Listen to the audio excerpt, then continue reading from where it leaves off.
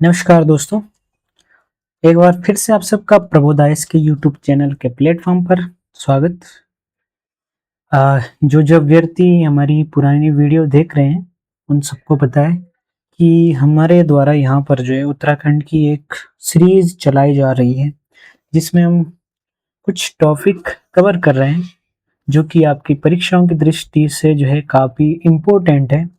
अक्सर जो परीक्षाएं हैं उत्तराखंड की, जितने भी एग्ज़ाम हैं उनमें जो उत्तराखंड का इतिहास है उससे कई ऐसे प्रश्न आते हैं जिनमें जो हम फँस जाते हैं। तो इसी को ध्यान में रखते हुए हमने ये जो उत्तराखंड का इतिहास है इस सीरीज़ को शुरू किया है। ये आपके यूके ट्रिपल जो एससी है, इसके साथ-साथ आपका जो यूके पीएससी है, दोनों के जो ये आयोग के एग्ज़ाम के लिए ये काफ़ी महत्वपूर्ण सीरीज़ रहने वाली है, क्योंकि यहाँ पे हम जो है विस्तृत तरीके से इन टॉपिकों को कवर कर रहे हैं।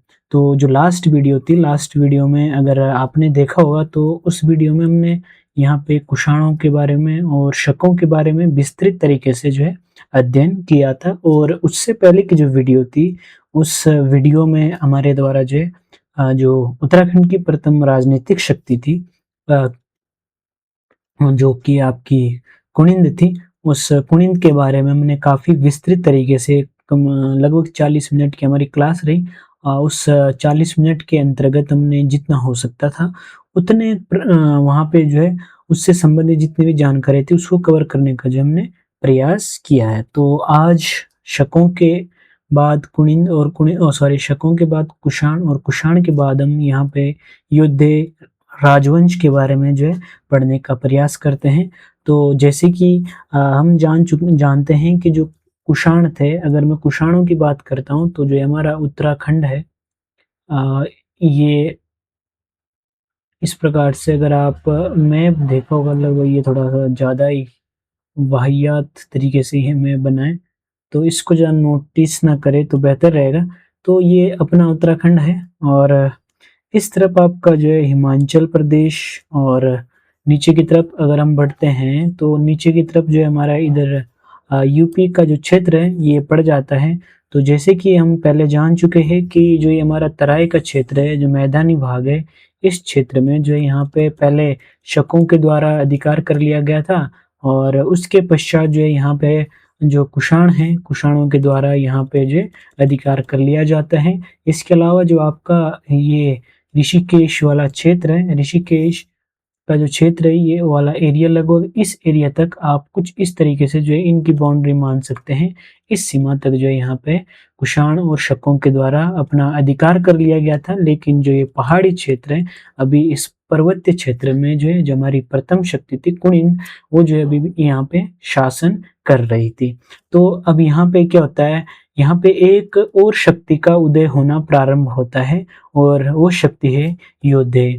योद्धे जो राजवंश है, इसको कुनिंदों का समकालीन भी कहा जाता है, क्योंकि इन्होंने जो कुनिंदों के समकालीन यहाँ पे शासन किया। और यहाँ पे जो उत्तरी भाग दक्षिणी भाग है उत्तराखंड का, इस दक्षिणी भाग से जो कुषाण है, कुषाणों को जो है यहाँ से भगाने का कार्य या फिर कुषाणों को पराजित करने का कार्य यहाँ पे योद्धेयों के द्वारा किया जाता है। अगर मैं यहाँ पे योद्धेयों की बात करता हूँ तो जो योद्धे राजवंश है, योद्धे राजवंश का जो विस्तार है, अगर मैं इनके जो क्षेत्र का विस्तार है, इनके राज्य का विस्तार है, इसकी बात करता हूँ तो कहा जाता है कि जो योद्धे है, इनका जो क्षेत्र है ये यमुना से लेके आपका, अगर हम बढ़ते हैं तो जो सतलज नदी है इस तरफ, सतलज नदी, इस नदी के मध्य में, इन दोनों नदियों के मध्य में जो यहाँ पे जो योद्धे राजवंश है, इसका जो है यहाँ पे साम्राज्य का विस्तार बताया जाता है। और इसके अलावा अगर हम राज्यों को देखते हैं तो यहाँ पे जो आपका हिमाचल प्रदेश है, हिमाचल प्रदेश के साथ-साथ जो आपका कांगड़ा का क्षेत्र है, अगर आप कांगड़ा को देखते हैं तो ये आपके जो उत्तराखंड से लगता हुआ एरिया है। एक तरफ आपका ये किन्नौर का यहाँ पे क्षेत्र है, और इधर आपका शिमला का क्षेत्र पड़ता है, और यहीं पे जो है आपका जो अ, किन्नौर सबसे ऊपर का क्षेत्र है, मध्य में आपका शिमला का क्षेत्र है, और इसके लास्ट में नीचे की तरफ आपका जो सिरमौर का क्षेत्र आता है, और इधर ही आस-पास जो है आपका जो कांगड़ा है, कांगड़ा जिला पड़ता है, कांगड़ा का क्षेत्र पड़ता है।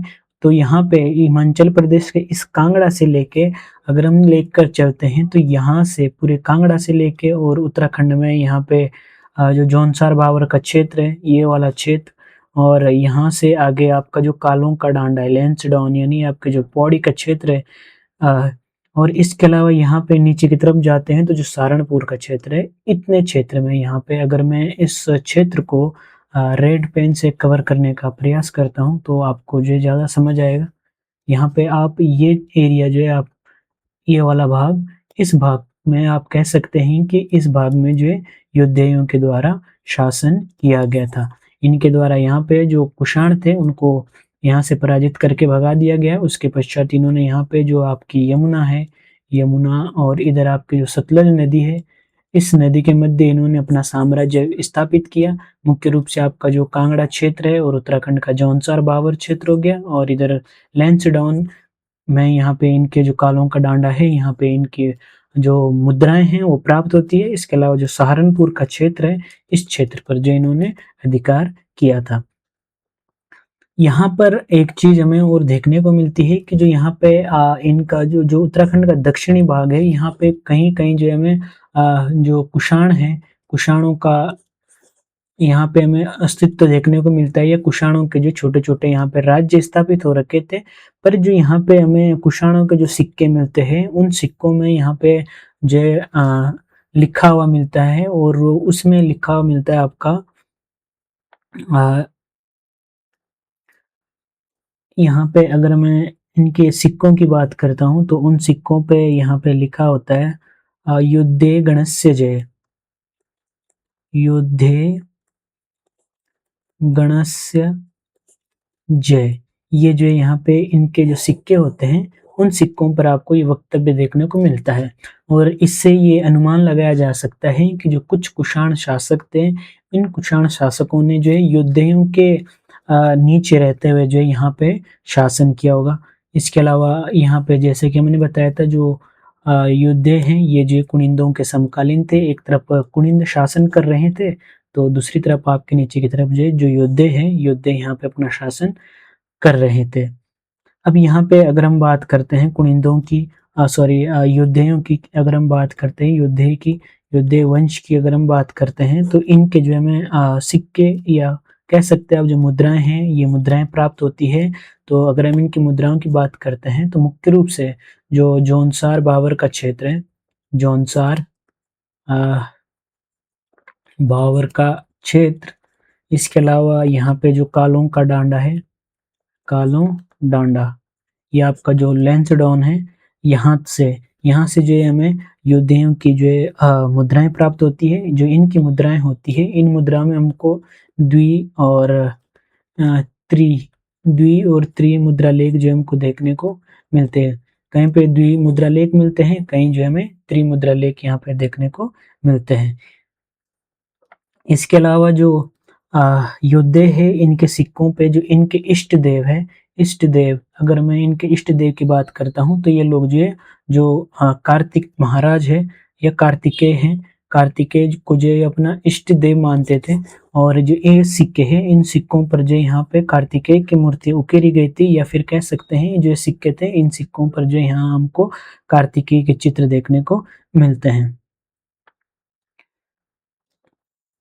यहाँ पे अगर हम बात करते हैं जो अ, नीचे अगर हम यूपी की बात करते हैं, यूपी में यहाँ पे इस वक्त आपका जो गुप्त साम्राज्य है, गुप्त साम्राज्य, यहाँ पे जो है गुप्त साम्राज्य का शासन शुरू हो चुका है। और यहाँ पे जो गुप्त शासन के प्रमुख शासक रहे हैं समुद्रगुप्त। समुद्रगुप्त क्या करते हैं, जो समुद्रगुप्त है, यहाँ पे जो योद्धे गणराज्य है, इस पे आक्रमण करते हैं और इसको जो है अपने क्षेत्र में मिलाने का प्रयास करते हैं। हालांकि ये यहाँ पे जो है अधिकार योद्धाओं का रहता है, लेकिन कहा जाता है कि समुद्रगुप्त के द्वारा जो है जो योद्धे का क्षेत्र है, योद्धे का जो यहाँ पे योद्धाओं के द्वारा जो गढ़वाल के इन भागों में अधिकार किया है, इस क्षेत्र को जो है समुद्रगुप्त के द्वारा जीता जाता है। अगर यहाँ पे योद्धाओं के बारे में हम और बात करते हैं तो जो योद्धे है, योद्धे वंश है, इनके जो है 1936 में हमको मुद्राएं प्राप्त होती है।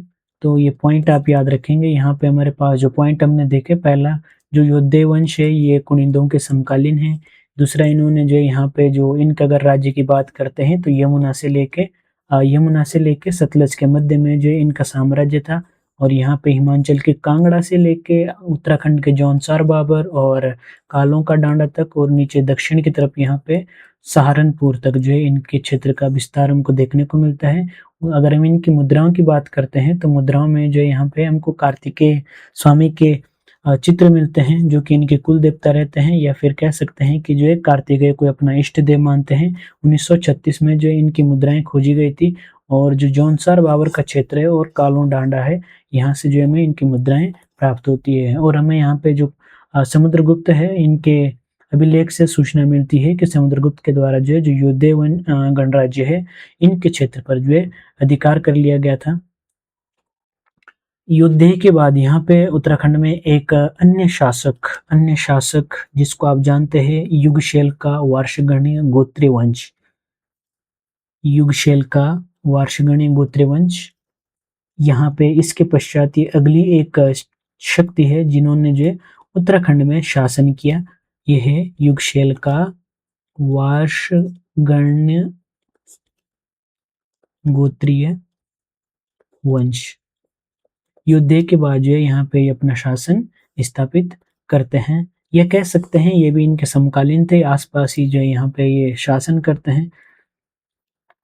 अब अगर हम इसके राज्य की बात करते हैं, युद्धयों की सॉरी यहाँ पे अगर हम जो युगसेल का जो गोत्रीय वंश है, वार्षगणीय गोत्रीय वंश, अगर मैं इनके साम्राज्य की बात करता हूँ तो इन्होंने जो है आपका जो कालसी का क्षेत्र है, कालसी का क्षेत्र, इस कालसी के क्षेत्र पे जो है यहाँ पे हमको वार्षगणीय गोत्रीय वंश नाम का एक वंश दिखाई देता है, जो कि यहाँ पे इस दौरान शासन करता है। और यहाँ पे जो है जो कालसी के आसपास का क्षेत्र है, इस क्षेत्र में जो है ये अपना आधिपत्य स्थापित करते हैं। और अगर हम बात करते हैं वार्षगणीय गोत्रीय वंश की, तो यहाँ का इस वंश का एक प्रतापी शासक हमको देखने को मिलता है, जिसका हमें जो उल्लेख मिलता है, जिसे जो आप शीलवर्मन के नाम से जानते हैं। अगर हम शीलवर्मन की बात करते हैं तो इनका जो शासन काल है ये 250 एडी से लेके या ईस्वी से लेके आपके 300 ईस्वी तक जो है ये यहाँ पे शासन करते हैं। अगर यहाँ पे आप विकासनगर की तरफ जाते हैं तो विकासनगर में एक जगह है बाड़वाला। बाड़वाला में यहाँ पे जो है इनकी एक यज्ञ वेदिका मिलती है, और उस यज्ञ जो वेदिका है उसमें ईंटों का प्रयोग किया गया है, उसको ईंटों के द्वारा बनाया गया है। और उन ईंटों पे जो ये ईंटें बनी हुई है, इन ईंटों पर जो हमें एक लेख प्राप्त होता है, जो कि आपके ब्राह्मी लिपि में लिखा गया है। और इससे हमें एक जो जानकारी मिलती है कि जो शीलवर्मन था, शीलवर्मन के द्वारा यहाँ पे जो है अश्वमेध यज्ञ किया जाता है। अश्वमेध यज्ञ जो है यहाँ पे शीलवर्मन के द्वारा किया जाता है। और यहाँ पे हमें ये सूचना मिलती है इनके द्वारा जो है ये 4 बार यहाँ पे यमुना के तट पर जो है ये अश्वमेध यज्ञ किया जाता है। इसके अलावा एक अन्य शासक जिसको जो है आप शिव भवानी के नाम से जानते हैं, जो शिव भवानी है, इनके द्वारा भी यहाँ पे यमुना के तट पर जो है अश्वमेध यज्ञ कराया जाता है। यश जो अश्वमेध यज्ञ है, इसके बारे में आप सब जानते होंगे कि यहाँ पे प्राचीन समय में क्या होता था कि एक घोड़ा होता था राजा का, उस घोड़े को जो है यहाँ पे छोड़ दिया जाता था, और जहाँ तक जो है ये जितने साम्राज्य तक जाता है, अगर यहाँ से इसको छोड़ दिया जाए और यहाँ पे कोई अन्य शासक है अगर इसको नहीं पकड़ता है, तो ये जो क्षेत्र है, ये क्षेत्र में जो है इस राजा का जो है अधिकार हो जाता था। तो इस प्रकार से जो यहाँ पे जो शीलवर्मन जी है, इनके द्वारा 4 बार अश्वमेध यज्ञ जो है यहाँ पे यमुना के तट पर कराया गया था।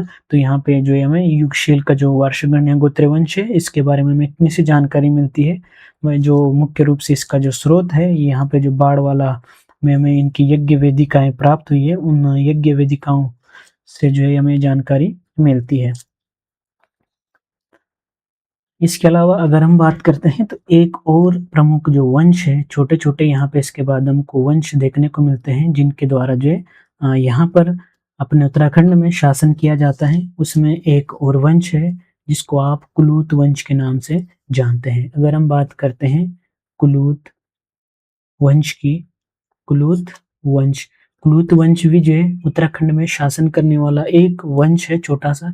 इसके बारे में भी अगर हम जाने तो अ, हालाँकि इनके द्वारा जो है मुख्य रूप से जो शिमला का क्षेत्र है, अगर मैं बात करता हूँ जो शिमला और कांगड़ा, कांगड़ा जिला जो कि आपके हिमाचल प्रदेश का ये एरिया है, यहाँ पर जो है कुलूत वंश नाम का ये जो है जो साम्राज्य था यहाँ पे ये शासन करता था। मुख्य रूप से यहाँ पे जो कुल्लू में जो कांगड़ा है, यहाँ पे जो कुल्लू घाटी है, कुल्लू घाटी में जो है इनका साम्राज्य हुआ करता था और यहीं पे आस-पास जो है हमारा जो उत्तराखंड का एरिया लगता हुआ है, कुछ भाग जो है यहाँ पे इसमें सम्मिलित था, तो यहाँ पे इसलिए जो है कुलुत वंश का यहाँ पे अध्ययन किया जाता है। अगर मैं कुलुत वंश की बात करता हूँ, तो इसकी जानकारी जो हमको जो वृहत संहिता है, वृहत संहिता में जो है यहाँ पे कुलुत वंश का उल्लेख किया गया है और यहाँ पे जो कुलूत वंश है इसके एक प्रतापी राजा भी हुआ करते थे। अगर मैं उस राजा की बात करता हूँ तो उसको जो है आप वीरयश के नाम से जानते हैं। कुलूत वंश का एक प्रतापी राजा वीरयश, जिसकी जो है मैं यहाँ पे वृत्ताकार रजत मुद्राएँ जो है प्राप्त होती है। रजत मुद्राएँ जो है इसकी प्राप्त होती है। तो कुलूत वंश के बारे में बस इतना ही है कि जो कुलूत वंश है, ये जो कांगड़ा क्षेत्र है, कांगड़ा के कुल्लू वाले क्षेत्र में जो है इस वंश का शासन हुआ करता था और इसके बारे में हमको जानकारी वृहत संहिता में मिलती है। इसके अलावा इसका एक प्रतापी शासक हुआ करता था वीरयश, जिसकी जो है वृत्ताकार रजत मुद्राएँ प्राप्त हुई है। बस इस वंश के बारे में इतना ही है।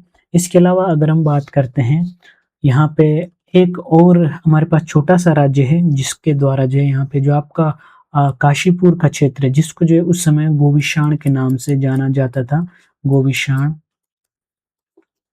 गोविशाण के नाम से जो है इसको जाना जाता था, काशीपुर को।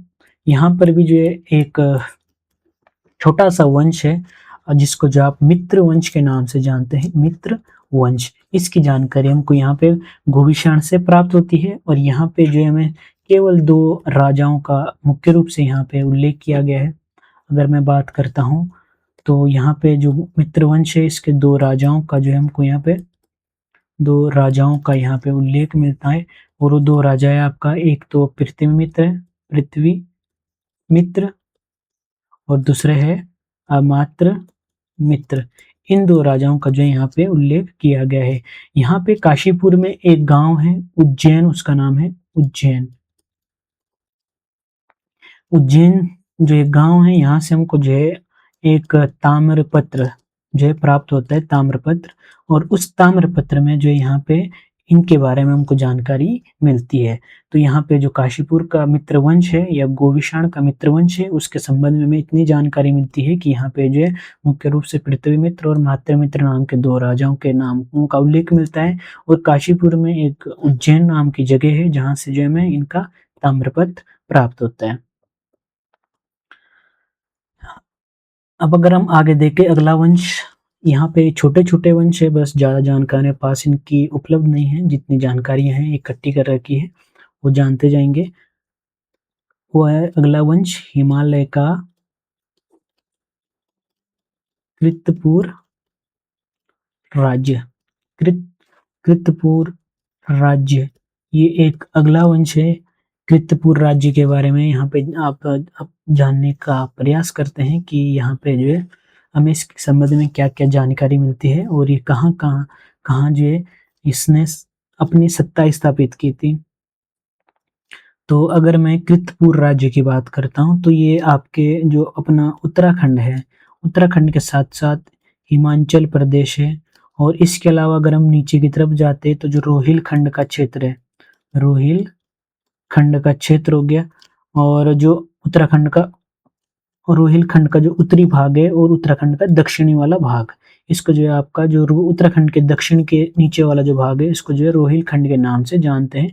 यानी आप इसको यूपी का जो उत्तरी भाग है, उसको आप कह सकते हैं। तो इस क्षेत्र में जो है ये कृतपुर राज्य नाम का एक राज्य था छोटा-सा, जहाँ के बारे में जो इस उसमें पढ़ेंगे। इसके बारे में हमको जो जानकारी है, ये समुद्रगुप्त की जो प्रयाग प्रशस्ति है, प्रयाग प्रशस्ति, उस प्रयाग प्रशस्ति में जो है इस वंश के बारे में उल्लेख किया गया है।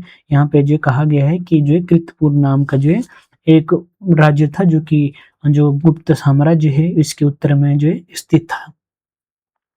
और अगर मैं इस कृतपुर राज्य की जो राजधानी की बात करता हूँ, राजधानी, तो इसकी राजधानी थी कार्तिकेय कार्तिकेयपुर कार्तिकेयपुर जो है इस कृतपुर राज्य की राजधानी थी।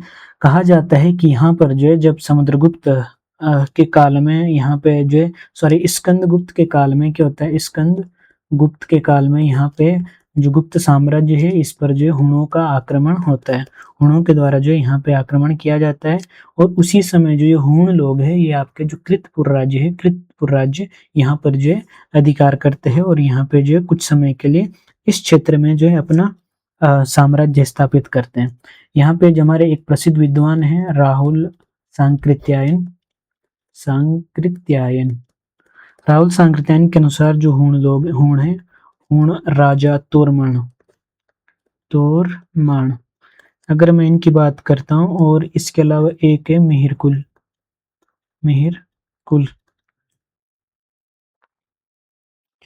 इन दोनों के अधीन जो है जो आपका हिमालय का क्षेत्र है, हिमालय का कुछ भाग जो है इन दोनों के अधीन रहा। इन्होंने जो यहाँ पे शासन किया था, ये कहना है राहुल सांकृत्यायन का। तो यहाँ पे जो कृतपुर राज्य है, कृतपुर राज्य के बारे में हमको ये जानकारी मिलती है। इसके अलावा जो अगला वंश है, यहाँ पे बस कृतपुर के बारे में इतनी सी बात याद रखेंगे क्योंकि जो कृतपुर राज्य है इसका उल्लेख यहाँ पे आपका जो समुद्रगुप्त है इनके जो प्रयाग प्रशस्ति है उस प्रयाग प्रशस्ति में जो है इसका उल्लेख किया गया है। इसके अलावा यहाँ पे जो स्कंदगुप्त के समय जब उन्होंने आक्रमण किया था तो जो कृतपुर राज्य है इस पर भी जो इनके द्वारा कुछ समय के लिए अधिकार किया गया था। अब जो एक अगला राज्य है ये भी छोटा सा है, इसके बारे में भी जानना जरूरी है। ये है आपका सिंहपुर का यदुवंश, यदुवंश, या फिर इसको आप यादव वंश के नाम से भी जान सकते हैं। सिंहपुर का यादव वंश। अगर मैं सिंहपुर के यादव वंश की बात करता हूँ तो ये भी इसके बारे में भी हमें ज़्यादा जानकारी उपलब्ध नहीं है। जितनी सी छोटी छोटी चीज़ें हैं, कुछ कुछ पॉइंट हैं, उन पॉइंटों को याद रखेंगे। पहला पॉइंट अगर हम देखते हैं यहाँ पे, अगर मैं बात करता हूँ यदुवंश की, तो इनका जो शासन काल है, अगर मैं इनके शासन काल की बात करता हूँ तो कहा जाता है इनके द्वारा जो है 6वीं और 7वीं ईस्वी में जो है यहाँ पे उत्तराखंड के क्षेत्र में अधिकार किया जाता है या शासन किया जाता है। मुख्य रूप से आपका जो लाखा मंडल है, लाखा मंडल, यहाँ से लाखा मंडल से जो है हमें राजकुमारी ईश्वरा, राजकुमारी ईश्वरा का जो लेख प्राप्त होता है और जो लेख है इसमें हमें जो है क्या है 11 पीढ़ियों के 12 राजाओं के नाम देखने को मिलते हैं। 12 राजाओं के नाम यहाँ पे हमको देखने को मिलते हैं, या शासकों के नाम देखने को मिलते हैं। यहाँ कहा जाता है जो राजकुमारी ईश्वरा है इसका विवाह जो है यहाँ पे अगर हम बात करते हैं जो पंजाब का क्षेत्र है, पंजाब का जालंधर क्षेत्र, यहाँ एक शासक हुआ करते थे चंद्रगुप्त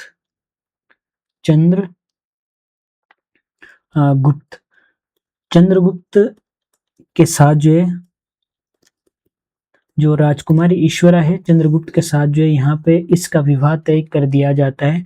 किंतु होता क्या है कि विवाह से पूर्व ही जो चंद्रगुप्त है जालंधर के राजा है, ये वो वाले चंद्रगुप्त नहीं है जो गुप्त साम्राज्य के, ये पंजाब के जालंधर क्षेत्र के राजा थे। तो यहाँ पे क्या होता है विवाह से पूर्व जो है इनकी मृत्यु हो जाती है। उसके पश्चात राजकुमारी जो है चंद्रगुप्त के आत्मा की शांति के लिए क्या करती है, ये जो लाक्षेश्वर मंदिर है उसका निर्माण इनके द्वारा कराया जाता है। यहाँ पे जो है लाक्षेश्वर मंदिर का निर्माण जो यहाँ पे ईश्वरा के द्वारा कराया जाता है। और यहाँ पर जो है एक शिलालेख भी जो है इनके द्वारा लिखवाया जाता है। शिलालेख यहाँ पे जो ये राजकुमारी ईश्वरा है इनके द्वारा लिखवाया जाता है। और अगर हम कहते हैं जो राजकुमारी ईश्वरा है ये जो है आपके जो भास्कर वर्मन, ये जो है इनकी पुत्री थी। तो ये जो संबंधित है ये जो है आपके जो यादव वंश है या फिर यदुवंश है, इससे संबंधित जो है राजकुमारी ईश्वरा को माना जाता है। तो यहाँ पे इसके संबंध में हमें इतनी जानकारी मिलती है। इसके अलावा अगला एक वंश है छोटा सा, छांगलेश छांगलेश वंश। अब यहाँ पे अगर आप कभी लाखा मंडल गए होंगे तो वहाँ पे जो हमको कुछ खंडित शिलालेख प्राप्त होते हैं। खंडित शिलालेख कहा जाता है कि जो ये खंडित शिलालेख है इनका संबंध जो है आपके छांगलेश वंश से बताया जाता है कि इसमें जो हमको छांगलेश वंश की जानकारी मिलती है। यहाँ पे जो है अगर हम इन खंडित शिलालेखों की बात करते हैं तो यहाँ पे हमको छांगलेश वंश के 7 राजाओं के नाम देखने को मिलते हैं। राजाओं के नाम जो हमको देखने को मिलते हैं। अगर हम बात करते हैं यहाँ पे पहले राजा का नाम जो इसमें नरपति विजय देखने को मिलता है। और जो अंतिम राजा है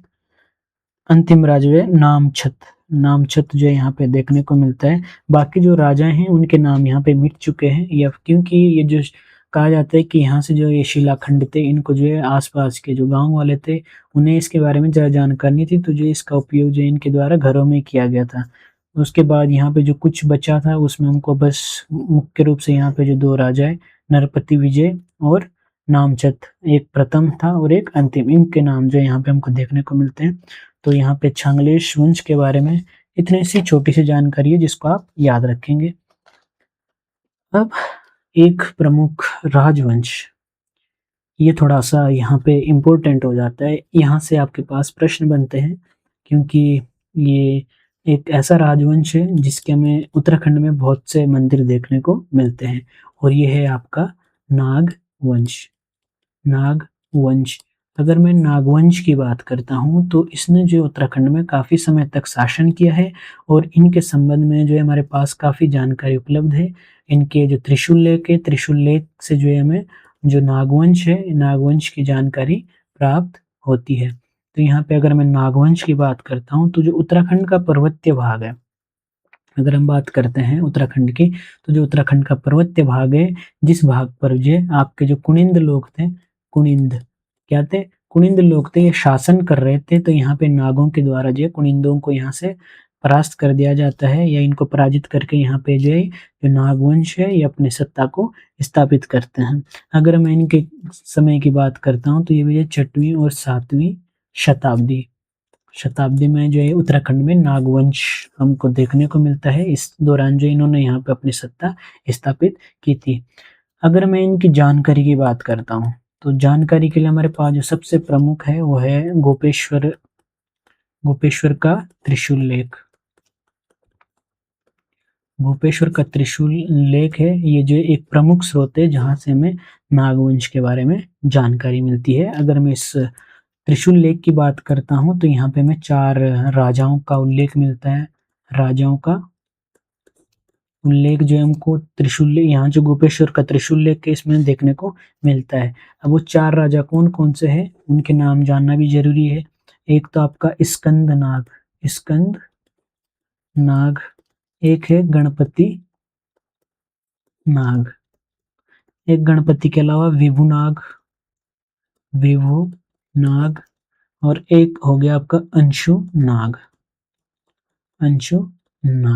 इन 4 नाग राजाओं के नाम जो हमको जो गोपेश्वर का त्रिशूल लेख है वहां से हमें देखने को मिलता है। कहा जाता है कि जो त्रिशूल लेख है यहाँ का, जो गोपेश्वर का त्रिशूल लेख है, इसका संबंध जो है अंशुनाग से बताया जाता है कि ये जो त्रिशूल लेख है ये जो है अंशुनाग के द्वारा यहाँ पे लगाया गया था या स्थापित किया गया था।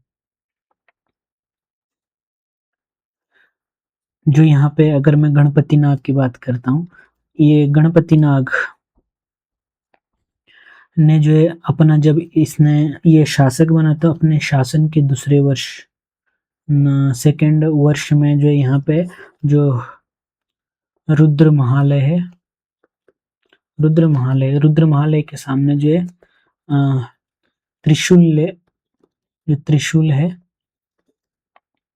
जिसको आप जो शक्ति के नाम से जिस त्रिशूल को जाना जाता है, इसको जो यहाँ पे ये स्थापित करने का काम करता है। और ये जो त्रिशूल स्थापित किया जाता है इसका समय भी जो है आपका 6वीं और 7वीं शताब्दी जो इसका समय बताया जाता है। और इस पर जो है अगर हम लेख की बात करते हैं तो इसमें जो दक्षिणी जो ब्राह्मी है, दक्षिणी ब्राह्मी लिपि का जो है यहाँ पे प्रयोग किया गया है, तो ये भी आप याद रखेंगे। इसके अलावा यहाँ पे कहा जाता है कि इसी लेख से हमें जानकारी मिलती है कि जो अशोक चल है, अशोक चल, अशोक चल के द्वारा जो है उत्तराखंड में यहाँ पे क्या है, उत्तराखंड में आक्रमण जो है किया जाता है। तो ये एक इम्पोर्टेंट पॉइंट है जो कि हमें यहाँ पे इस त्रिशूल लेख से देखने को मिलती है। इसके अलावा यहाँ पे अगर हम बात करते हैं, यहाँ पे शुरू में याद रखना जो मैं बात कर रहा था, यहाँ पे जो ये त्रिशूल लेख है ये गणपति नाग का है। पहले मैं अंशु नाग बोल रहा था, तो अंशु नाग नहीं है, ये है आपका गणपति नाग, जिससे जो है ये लेख संबंधित है।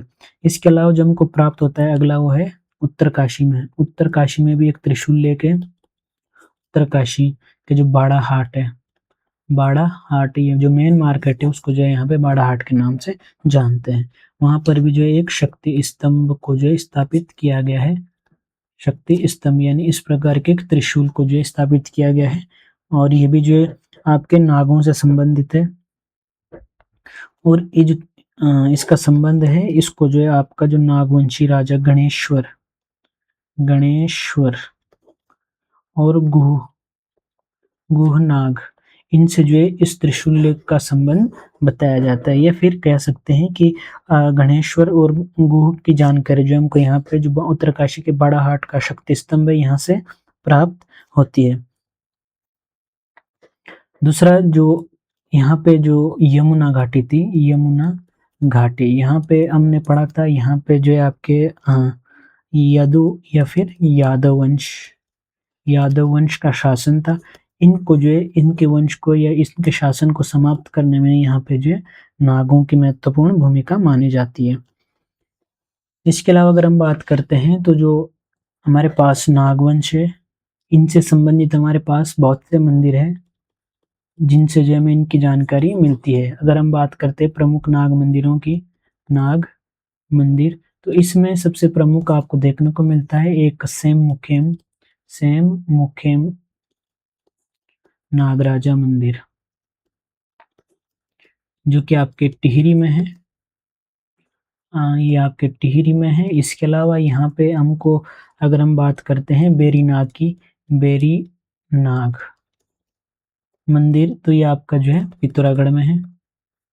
इसके अलावा एक नाग मंदिर हमको यहाँ पे जो प्रमुख नाग मंदिर है चंपावत में देखने को मिलता है। तो ये कुछ प्रमुख नाग मंदिर है जहाँ से जो हमें नागों के बारे में, नागवंश के बारे में जानकारी प्राप्त होती है।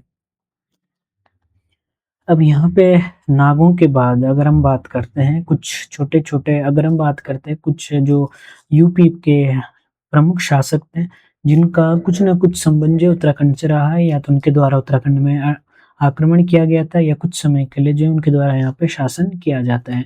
उसमें एक है मोखरी वंश। मोखरी वंश हालांकि ये कन्नौज का शासक था, कन्नौज में इनके द्वारा शासन किया गया था। और इसके अलावा यहाँ पे जो थानेश्वर है, थानेश्वर का हर्षवर्धन वंश, इसके बारे में थोड़ा सा जानने का प्रयास करेंगे। यहाँ पे अगर मैं मोखरी वंश की बात करता हूँ तो इसके जो संस्थापक है ये है हरिवर्मा। हरिवर्मा के द्वारा जो यहाँ पे मोखरी वंश की स्थापना की जाती है, और ये 480 से 500 ईस्वी तक जो है यहाँ पे हरिवर्मा शासन करते हैं।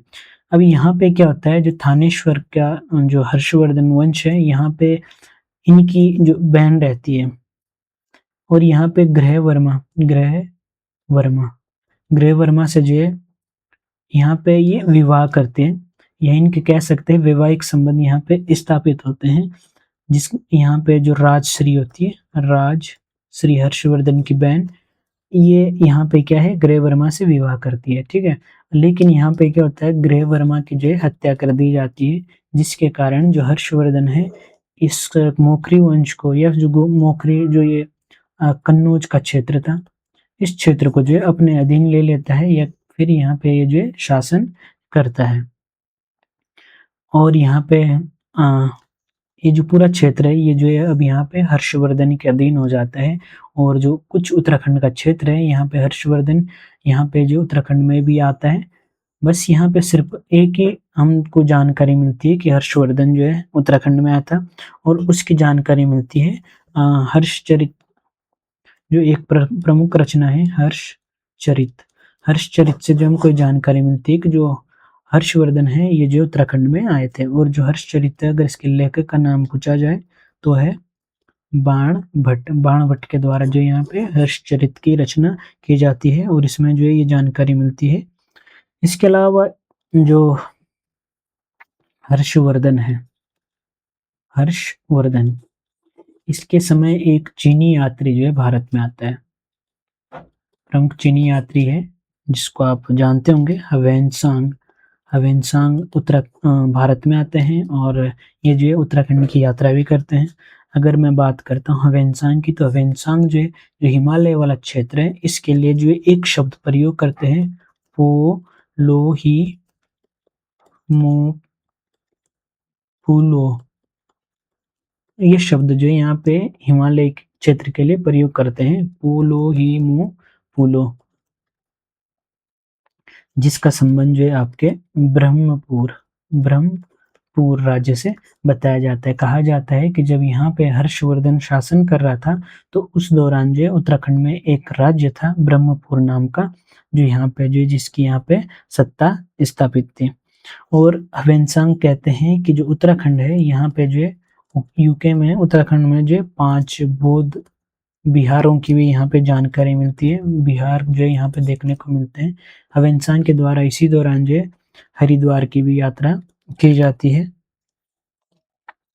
और ये संपूर्ण क्षेत्र को जो है ये आपके जो ब्रह्मपुर राज्य है उसमें बताते हैं। इनका कहना है कि यहाँ पे जो है ये पूरा क्षेत्र जो है ब्रह्मपुर राज्य के अधीन बताया गया है।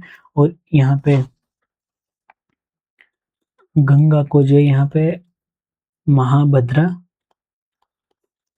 कहा गया है। और इसके अलावा जो हरिद्वार है, हरिद्वार के लिए ह्वेनसांग के द्वारा मोयुलो ये शब्द जो है यहाँ पे मोयुलो शब्द का प्रयोग हरिद्वार के लिए ह्वेनसांग के द्वारा किया गया है। और इसका क्षेत्रफल बताया गया है 20 ली। और ये 20 ली क्या है, ये कोई चीनी माप है, जो चीनी लोगों का मापने की पद्धति है, ये ली में जो है मापा करते थे। तो इन्होंने जो है जो ये मोयुलो है हरिद्वार, इसका जो क्षेत्र है ये 20 ली बताया है। अब यहाँ पे क्या होता है, हर्षवर्धन के पश्चात क्या होता है, जो कान्यकुब्ज जो क्षेत्र होता है, हालांकि कान्यकुब्ज भी जो पूरा जो उत्तराखंड का कुछ आपके उत्तर प्रदेश का क्षेत्र है उसके लिए कान्यकुब्ज शब्द का प्रयोग किया जाता है। ये थोड़ा सा बड़ा राज्य था। और जब यहाँ पे हर्षवर्धन की मृत्यु हो जाती है तो उसके पश्चात जो हर्षवर्धन राज्य है, साम्राज्य है, जो वंश है, ये क्या हो जाता है, विखरना शुरू हो जाता है। और उसी में से जो कान्यकुब्ज है ये 3 भागों में बंट जाता है। मुख्य रूप से जो है इसके 3 भाग बन जाते हैं। इसमें एक प्रमुख है ब्रह्मपुर, जिसका उल्लेख जो यहाँ पे ह्वेनसांग के द्वारा किया जाता है। एक दूसरा है शत्रुघ्न और एक है गोविशाण राज्य। ये 3 क्षेत्रों में जो ये प्रमुख 3 क्षेत्र है जिसमें जो है जो कान्यकुब्ज है ये विभाजित हो जाता है। और यहाँ पे अगर हम बात करते हैं ब्रह्मपुर की, तो ब्रह्मपुर जो है इन सब में से क्या है, सबसे बड़ा राज्य बनता है। ये सबसे बड़ा क्षेत्र जो है ब्रह्मपुर में आता है। और इसकी जानकारी भी जो हमको ह्वेनसांग के द्वारा ही दी जाती है। ह्वेनसांग के द्वारा इसकी जानकारी मिलती है कि इसी के समय जो है यहाँ पे जो कान्यकुब्ज है ये 3 भागों में बंट जाता है। और इसका अगर हम बात करते हैं, जो ह्वेनसांग है इनकी एक रचना है सी यू की ये इनका यात्रा वृत्तांत है। और इस यात्रा वृत्तांत में जो हमको इस बारे में, इस संबंध में जो है जानकारी प्राप्त होती है। यहाँ पर जो है ह्वेनसांग एक जगह है मदावर, और इसके अलावा गोविशाण, इसका उल्लेख भी जो आपके जो सीयूकी है इसमें हमको देखने को मिलता है।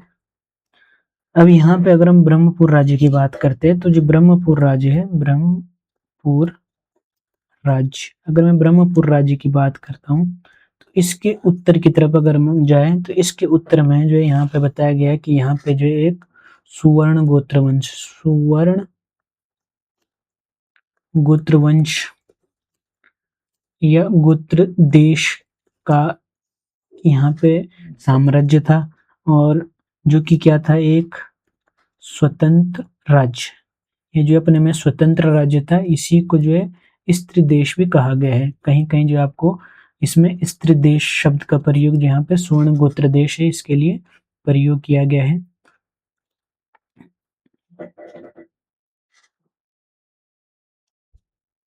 यहाँ पे जो हर्षवर्धन है, हर्षवर्धन का एक जो बांसखेड़ा अभिलेख है, बांसखेड़ा अभिलेख, यहाँ से मैं जो है जो पौरव वंश है, पौरव वंश, इस पौरव वंश की जानकारी जो हमको प्राप्त होती है, तो ये एक इम्पोर्टेंट पॉइंट जो बन जाता है पौरव वंश के संबंध में। पौरव वंश की जानकारी हमको बांसखेड़ा अभिलेख से मिलती है। इसके अलावा अगर हम बात करते हैं जो मार्कंडेय पुराण है, मार्कंडेय पुराण और जो बृहत संहिता है, अगर बृहत संहिता के कवि लेखक पूछा जाता है तो इसकी रचना जो है वराहमिहिर के द्वारा की गई है। वराहमिहिर के द्वारा जो है बृहत संहिता की रचना की जाती है।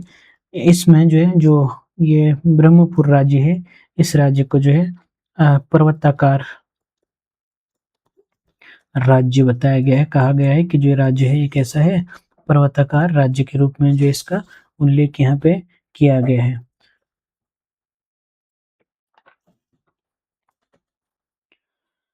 तो यहाँ पे हमने जो ब्रह्मपुर है, ब्रह्मपुर के बारे में पढ़ना है। यहाँ पे ब्रह्मपुर में प्रमुख जो शासन था, ये अभी तो सिर्फ इसके बारे में बताया गया कि उत्तर में एक ब्रह्मपुर नामक राज्य है जो कि कान्यकुब्ज से टूट के अलग हुए थे 3 भागों में। उसमें से जो प्रमुख है ये है ब्रह्मपुर, और इस ब्रह्मपुर राज्य में क्या है, पौरव वंश। अगर मैं पौरव वंश की बात करता हूँ, पौरव वंश, इस पौरव वंश का जो है यहाँ पे शासन स्थापित है। और अगर इसकी बात की जाए तो ये पौरव वंश जो है अपने को सोमवंशीय बताते हैं, सोमवंशीय। ये जो क्या है, सोमवंश है। बाकी जो इसकी अगर मैं अवस्थिति की बात करता हूँ तो काफ़ी विद्वान जो है, विद्वानों के मध्य में जो है मतभेद है। कुछ लोग कहते हैं कि जो पौरव राज्य, जो ये ब्रह्मपुर राज्य है, ये आपके कुमाऊं में है, और कुछ विद्वानों का मानना है कि ये जो है कुमाऊं और गढ़वाल, कुमाऊं और गढ़वाल दोनों में जो है ब्रह्मपुर राज्य का विस्तार देखने को मिलता है। पर्वतों से घिरे होने के कारण जो है इसको पर्वताकार राज्य आपके जो बृहत संहिता है, और इसके अलावा जो ये आपकी मार्कंडेय पुराण है, इसमें बताया गया है कि क्या है, पर्वताकार राज्य है। और यहाँ पे अगर इसके विस्तार की बात करते हैं तो जैसे कि बताया, कुछ कुमाऊं तक मानते हैं, कुछ कुमाऊं और गढ़वाल के मध्य मानते हैं, और कुछ का कहना है कि यहाँ पे जो करनाली नदी है, करनाली से लेके यहाँ पे जो आपकी गंगा नदी है, गंगा नदी तक जो है यहाँ पे करनाली से गंगा नदी के मध्य जो यहाँ पे ब्रह्मपुर राज्य का जो है यहाँ पे शासन था, या पौरव वंश का यहाँ तक शासन था। जो ब्रह्मपुर राज्य है उसका आप कह सकते हैं कि सीमाएं इसको कहा गया है, करनाली और गंगा के बीच में। और इनके जो शासन की अवधि है इसको भी जो है आपके बताया गया है कि जो 6वीं से लेके 8वीं सदी के ईस्वी के आसपास जो है यहाँ पे जो पौरव वंश है यहाँ पे अपनी सत्ता स्थापित करता है। अब यहाँ पे पौरव जो वंश है ये काफी विस्तृत इसके बारे में हमको पढ़ना है, क्योंकि इसके काफी प्रश्न हैं जो कि परीक्षाओं में पूछे गए हैं। तो इसमें अगर बात करते हैं तो इस जो वंश है इसको जो है, इसके संबंध में हमको एक तालेश्वर ताम्रपत्र प्राप्त होता है, तालेश्वर ताम्रपत्र। यहाँ से हमें बहुत सी जानकारी जो है पौरव वंश के बारे में मिलती है। अगर मैं इसकी बात करता हूँ तो इसकी जो है 1915 में खोज की गई थी। 1915 में जो है तालेश्वर पत्र की खोज की गई थी। और यहाँ पे क्योंकि जो ये पौरव वंश है इसकी जानकारी में ज़्यादातर अभिलेखों से प्राप्त होती है, इसलिए जो इसको अभिलेखीय वंश भी कहते हैं। अभिलेखीय वंश जो यहाँ पे पौरव वंश को कहा जाता है। और ये एक पहला ऐसा वंश है जिसके द्वारा जो यहाँ पे जो अपनी प्रजा है, प्रजा पर जो है कर स्थापित किया जाता है। इसके अलावा यहाँ पे ये अपनी प्रशासनिक व्यवस्था को मजबूत बनाने का कार्य जो यहाँ पे पौरव वंश के द्वारा किया जाता है। यहाँ जो तालेश्वर पत्र है, यहाँ से हमें जानकारी मिलती है। जो पौरव वंश है, इसके जो संस्थापक है, संस्थापक तालेश्वर पत्र से हमें पता चलता है कि इसकी स्थापना जो है विष्णुवर्मन के द्वारा जो है यहाँ पे विष्णुवर्मन प्रथम के द्वारा जो यहाँ पे पौरव वंश की स्थापना की जाती है। इसके पश्चात यहाँ पे जो अन्य शासक है वो वृषवर्मन शासक बनते हैं। इसके अलावा अग्निवर्मन का यहाँ पे उल्लेख मिलता है। अग्निवर्मन के पश्चात यहाँ पे द्युतिवर्मन का में यहाँ उल्लेख मिलता है। और इसके अलावा एक विष्णुवर्मन द्वितीय के बारे में जो हमको जानकारी मिलती है। इनका संबंध, सबका संबंध जो आपके क्या है, तालेश्वर पत्र से है। इसके अलावा जो द्युतिवर्मन विष्णुवर्मन द्वितीय है, इनके बारे में भी जो है यहाँ पे थोड़ा सा विस्तृत जानकारी हमको तालेश्वर पत्र में प्राप्त होती है। अगर अब इनके कुल देवता की बात करते हैं, कुल देवता पूछा जाता है पौरव वंश का कुल देवता, तो यह है वीरणेश्वर। जो वीरणेश्वर महाराज है, वीरणेश्वर स्वामी, ये जो है इनके कुल देवता है। इसके अलावा यहाँ पे अगर इनकी प्रशासन की जानकारी की बात करते हैं तो इनकी जो भाषा है, प्रशासनिक जानकारी की बात करते हैं तो यहाँ पे अगर इनकी भाषा की बात करें, इनके क्षेत्र में जो संस्कृत भाषा का प्रयोग किया जाता है। और लिपि की बात की जाए तो लिपि जो यहाँ पे हमको गुप्त ब्राह्मी लिपि जो यहाँ पे देखने को मिलती है। और यहाँ पे कुछ प्रमुख नगरों का भी वर्णन किया गया है, जो कि है आपके एक यहाँ पे दीपपुरी के अलावा है यहाँ पे एक कार्तिकेयपुर और त्र्यंबपुर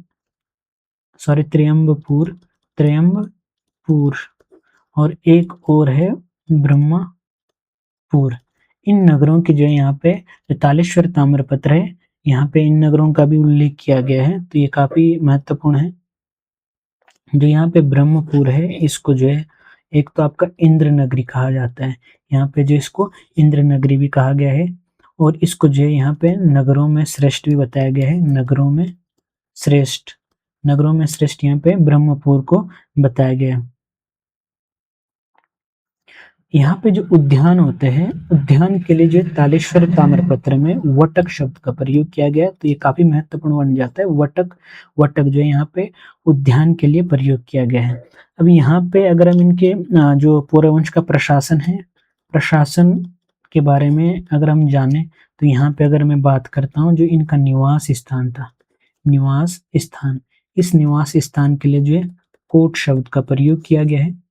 अब ये प्रमुख कुछ शब्दावलियां हैं जिसको जो है आप याद रख सकते हैं। यहाँ पे निवास स्थान हो गया कोट। इसके अलावा जो राजकुमार होता है, राजकुमार के लिए यहाँ पे राजपुत्र का प्रयोग किया गया है।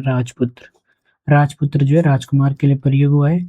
और जितने भी सभी मंत्री है या मंत्रियों का समूह, इसके लिए जो है राजामात्य शब्द का प्रयोग किया गया है। राजामात्य शब्द जो मंत्रियों के समूह के लिए प्रयोग हुआ है। इसके अलावा जो सेना नायक है, सेना नायक के लिए जो है यहाँ पे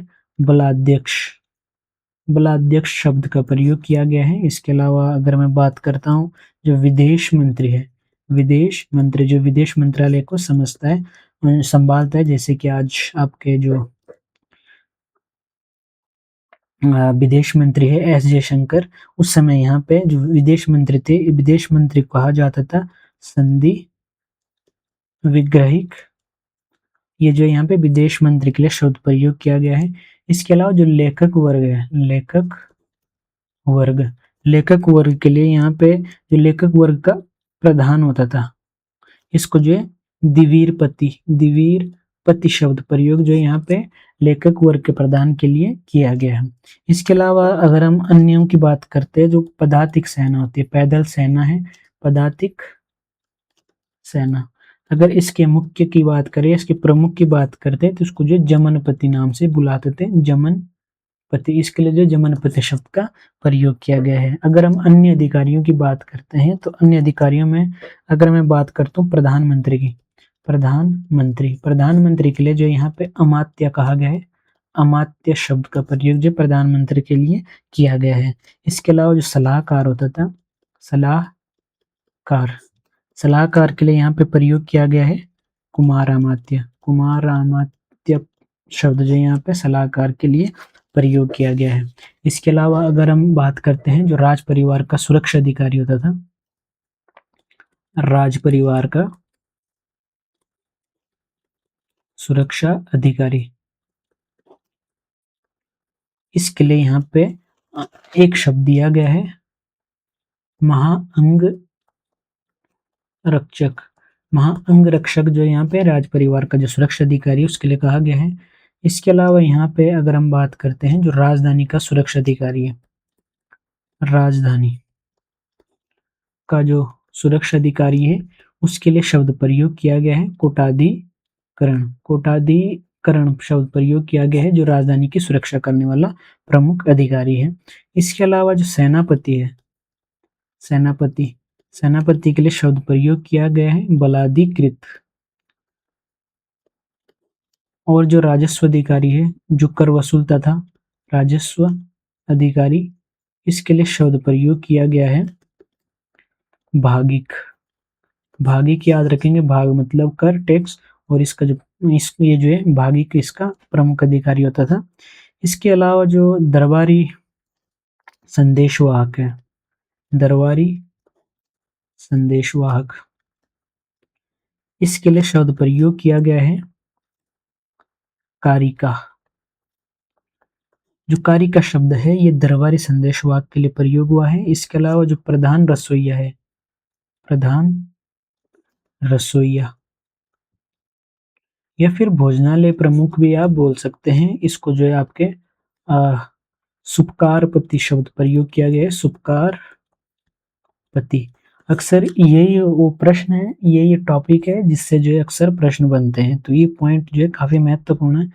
इसके अलावा जो उत्सव अधिकारी है, उत्सव का जो अधिकारी है, उत्सव अधिकारी, इसके लिए जो शब्द प्रयोग हुआ है वो है महासत्रपति। यहाँ पे उत्सव अधिकारी के लिए प्रयोग हुआ है। इसके अलावा जो लेखक है, लेखक के लिए है द्विवीर कोट। और जो भूमि कर अधिकारी के लिए प्रयोग किया गया है भागिक। ये अभी हम पहले भी लिख चुके हैं, दोबारा लिखा है। एक होता था आपका गुप्तचर के लिए प्रयोग हुआ है कटुक, ये भी पहले पढ़ चुके हैं। एक है प्रांत अधिकारी के लिए लिखा गया है भौतिक। और जो दूत होता था, दूत को बोलते थे दूतक। तो ये कुछ प्रमुख अधिकारी हैं, कुछ प्रमुख शब्दावलियां हैं जो कि आपके पौरव वंश से संबंधित है। अब यहाँ पे अगर हम देखते हैं, जो पौरव वंश है, पौरवों के द्वारा जो भूमि है, भूमि को दो भागों में बांटा गया है। एक आपकी केदार भूमि होती थी, केदार भूमि, और दूसरी है आपकी सारी भूमि। अगर मैं बात करता हूँ केदार भूमि की, तो ये होती थी सिंचित भूमि, जहां पर जो कृषि अच्छे से की जाती थी, पानी की उपलब्धता अच्छी थी। और सारी भूमि होती थी असिंचित भूमि। जो असिंचित भूमि है, इसको जो है आपको सारी भूमि कहा गया है। यहाँ पे जो भू राजस्व या जो टैक्स है, ये टैक्स जो है जितना भी आपके उत्पादन हो रहा है उसका 1/6 भाग जो है यहाँ पे टैक्स के रूप में लिया जाता था। इसके अलावा एक टैक्स अलग था जो राजा को गिफ्ट के तौर पर दिया जाता था, या फिर उसके उपहार स्वरूप जो राजा को प्रदान किया जाता था, उसको बोलते थे भोग। ये भोग क्या था, जो दैनिक उपभोग की वस्तु हैं जो कि राजा को दी जाती थी, तो इसको जो है यहाँ पे भोग कहा गया है। भाग क्या है, कर, जो कि 1/6 था। इसके अलावा यहाँ पे अगर हम इनकी बात करते हैं तो यहाँ पे भूमि मापने की कुछ इकाई हैं। भूमि मापन की जो इकाइयाँ हैं, यहाँ पे कुछ इकाइयों का प्रयोग किया गया है। एक आपका द्रोणवापम, द्रोणवापम, एक है कुल्यवापम, एक है खारीवापम, खारीवापम। अगर मैं यहाँ पे द्रोणवापम की बात करता हूँ तो द्रोणवापम का मतलब है 32 सेर, और 32 सेर का मतलब हो गया आपका 16 नाली। और यहाँ पे कुल्यवाप हो गया 8 द्रोण। एक कुल्यवाप बराबर है 8 द्रोण और एक खारीवाप बराबर है 32 द्रोण। और यहाँ पे अगर मैं इसकी बात करता हूँ तो ये बनता है 640 शेर, और ये है 256 शेर। तो ये यहाँ पे जिनकी भूमि मापने की इकाइयाँ आती, द्रोणवापम, कुल्यवापम और खारीवापम। इसके अलावा यहाँ पे अगर हम इनकी सेना की बात करते हैं, सेना, तो जो पौरवंश है इसकी सेना जो 3 भागों में बंटी हुई थी। एक थी आपकी पैदल सेना, और इसका प्रमुख था जयनपति, जनपति, और दूसरी थी अश्वसेना, और इसका प्रमुख होता था अश्वपति, अश्वपति। और एक है आपका गज सेना, जो हाथियों की सेना है, इसको बोल देते गजपति। तो यहाँ पे ये जो इनकी सेना है, तो ये पूरा आपका जो ब्रह्मपुर राज्य है, ये ब्रह्मपुर राज्य हो गया। यहाँ पे जो पौरवंश का जो आपका साम्राज्य था, और पौरवंश के बारे में काफी कुछ जानकारी है जिसको हमने यहाँ पे ग्रहण किया है। इसके अलावा जो दूसरा राज्य था वो था शत्रुघ्न राज्य, शत्रुघ्न राज्य। और शत्रुघ्न राज्य की बात करते हैं तो ये कान्यकुब्ज का दूसरा भाग है। और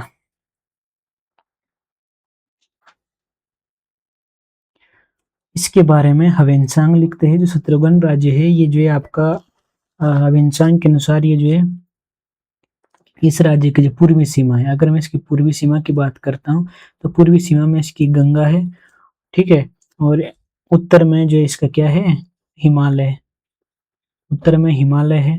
क्योंकि अगर हम इधर की बात करते हैं तो यहाँ पे हमारे पास ब्रह्मपुर राज्य देखने को मिलता है, और इधर क्या हो गया आपका शत्रुघ्न राज्य। और इस राज्य के मध्य में जो यहाँ पे आपको यमुना देखने को मिलती है, यमुना देखने को मिलती है। तो यहाँ कुल मिला के जो ये वाला क्षेत्र है, ये पूरा जो है आपका शत्रुघ्न राज्य हो जाता है। और एक हमारे पास ब्रिटिश या लेखक है कनिंगम, कनिंगम का कहना है कि जो ये शत्रुघ्न राज्य है ये जो है आपके जो सिरमौर वाला क्षेत्र है, सिरमौर और गढ़वाल, सिरमौर और गढ़वाल वाला क्षेत्र है, यहाँ पर जो शत्रुघ्न राज्य की सीमा ये बताता है, या कहता है कि जो ये सिरमौर और गढ़वाल का क्षेत्र है ये जो है शत्रुघ्न राज्य का हिस्सा था। इसके अलावा जो तीसरे भाग में टूटा था, तीसरा था हमारे पास गोविशाण राज्य, गोविशाण राज्य है, ठीक है। ये लास्ट राज्य है जो कि यहाँ पे टूटा है 3 भागों में। तो ये कान्यकुब्ज का तीसरा भाग है।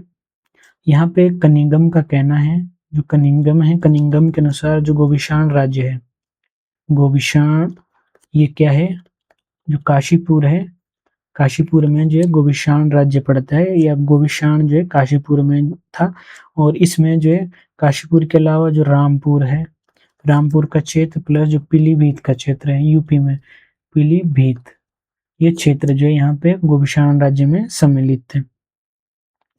अगर मैं इसके विस्तार की बात करता हूँ तो कहा गया है कि जो गोविशाण राज्य है, अगर इसके विस्तार की बात करते हैं तो पश्चिम की बात करें तो पश्चिम में जो है इसकी सीमा है जो रामगंगा है, रामगंगा, रामगंगा जो पश्चिमी सीमा बनाता है। और पूर्व में इसकी जो है जो शारदा नदी है, यानी काली नदी, शारदा नदी, इस नदियों के मध्य में जो यहाँ पे जो गोविशाण राज्य है इसका विस्तार है, या यहाँ पर तक जो है ये राज्य फैला हुआ है। एक चीनी इतिहासकार है जिसका नाम है युआन चाड, युआन चाड, ये जो है 624 ईस्वी में भारत आता है और ये जो यहाँ पे जो गोविशान राज्य है, इस गोविशान राज्य का उल्लेख करता है। यहाँ पे जो शत्रुघ्न हो गया, जो शत्रुघ्न राज्य है, इसके अलावा जो ब्रह्मपुर राज्य है और जो गोविशान राज्य है, इनके बारे में यहाँ पे जो युआन च्वाड है, इसके द्वारा उल्लेख किया गया है। इससे पहले जब हम शकों के बारे में पढ़ रहे थे, तो हमने पलीटी का सूर्य मंदिर पढ़ा है। तो यहाँ पे जो पलीटी का सूर्य मंदिर है, यहाँ पे मैंने एक वहाँ पे हमने एक बात की थी कि जो पलीटी का सूर्य मंदिर है, यहाँ से हमें एक पलीटी का लेख प्राप्त होता है। उस लेख में बताया गया है कि जो ये मंदिर है, इसका पुनर्निर्माण कराया गया था 7वीं और 8वीं शताब्दी में। तो इससे एक जानकारी मिलती है कि उस समय यहाँ पर जो है, जो ये पलेटी है, यहाँ से ये अगर मैं बात करता हूँ तो जो देवप्रयाग का क्षेत्र, देवप्रयाग हो गया आपका, और इसके आसपास का क्षेत्र, इसके आसपास का क्षेत्र, इस क्षेत्र में जो है एक स्वतंत्र शासक जो है यहाँ पे अपनी सत्ता को स्थापित करके बैठा हुआ था। और यहाँ पे जो पलेटी का सूर्य मंदिर है, इसका पुनर्निर्माण जो है यहाँ पे कल्याण वर्मन के द्वारा जो है कराया जाता है। और ये यहाँ पे जो है अपने स्वतंत्र तरीके से जो है यहाँ पे शासन कर रहा था इस क्षेत्र में। इसके अलावा यहाँ पे एक अन्य जो शासक है, उसका नाम मिलता है, उसका नाम है नरपति वर्मन। नरपति वर्मन का उल्लेख भी जो है हमको यहाँ पे देखने को मिलता है। तो ये कुछ प्रमुख छोटे-छोटे राजवंश थे जिनके बारे में मैं यहाँ पे जो है जानने का प्रयास किया है। काफ़ी कुछ यहाँ पे चीज़ें थी जिसको कवर किया गया है। तो जो अगली वीडियो है, अगली वीडियो में हम अगला टॉपिक लेके चलेंगे और आज के लिए हम इसे यहीं पर जो है समाप्त करते हैं। बाकी फिर मिलेंगे आपको नए टॉपिक के साथ किसी नए दिन।